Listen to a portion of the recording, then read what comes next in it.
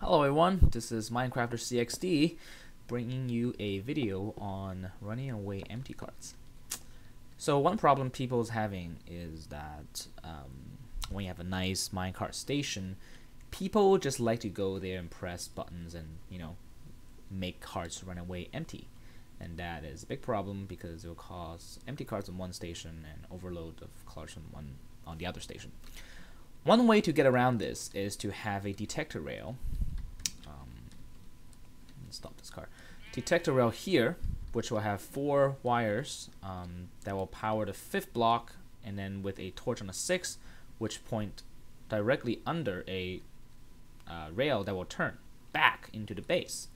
So normally what happens is when the car comes, say it hits the detector rail, and it will want to turn left, but then because it's empty, it'll magically go back to the station. See? Hit, no, go back. And the reason is because carts, when they're empty, run slower than carts when they're full. So when people push away the empty cart, it will hit this detector rail, fire the redstone, blah blah blah, and this torch will come on, or off in this case, and it will make this turn to the exit of the station. But because it is slower when it's empty, the signal basically stops right before when it gets here and turns back to the station. Now, a little backfire you saw there will not happen in the real station because you won't have these 2 booster track here to kind of push it and push it back here, another booster track, which will sometimes make it out of, I guess, make it into a bad timing. Because in the real station you will have a cart loading system, and it will be stopped when the cart drops to here and you push a button again, and then it'll get pushed.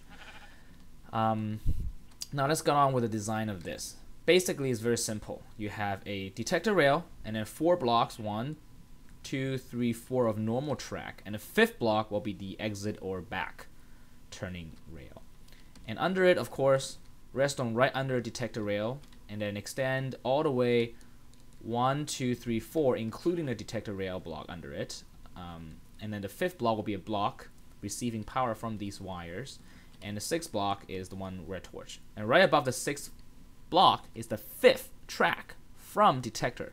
1, 2, 3, 4, 5. Now there's several things you want to pay attention to. This design only works in certain directions. For example, when a train goes from south to north, i.e. the train drops here and then it goes towards north leaving the station, or when it goes from north to south, so the train gets dropped here and leaves the station towards south, the exit always must point to west. Okay? Always point to west. So same over here, pointing to west. Now when you have the station going from east and west, so i.e. the train drops here and then leaves towards west, or the train drops from here and then leaves toward west, the exit must always be south. South, south, south, south. Now, if you don't know how to tell direction, basically you want to find a cloud. The cloud always go to north. So in my case, it's actually going to this direction. So this is north. This direction, north. Okay, and from north you can tell that on the right side north is east, on the left side is west, and then that's south. Okay. If you're still confused about direction, one way to simply and very easily tell is actually build one of these and you'll know. And here's how you do it. Let's say, suppose you have, we don't care about direction here, so let's just randomly build something like that, and let's put a detector rail here, and remember 4 piece of normal rail, and the 5th one with a block under it, and the 6th one is one with redstone torch, and then that's the turning piece. So like this. Okay. Now we don't need this. Now, how do you know? Well, sorry, I need to put the redstone first. So 1, 2, 3. No, oops. Like that. Don't need this. Okay. So basically, what happens is the way you can tell is first you want a button. Put the button on the end of here, and you can simulate a signal. See? Okay. So now when a train gets on, it gets fired, and this thing turns right. Okay. If you look at like that. Okay, I don't know if you can see, but turns back. So you want to make sure when it's unpowered, this piece points to back to base. Okay, so this direction is, so when a train goes la la la la la, come here, and this is where I go back to the base. Okay, now when it's powered, it will point to where to exit. Okay, when powered, exit. Not powered, base.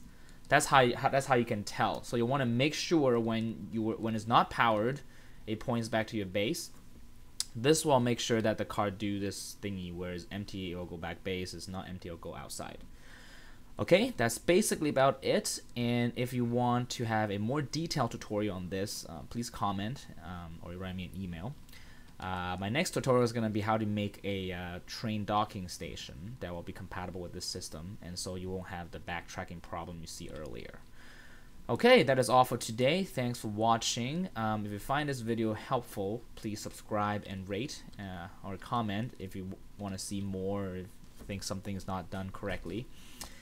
So thanks for watching, and I'll see you next time. Bye-bye.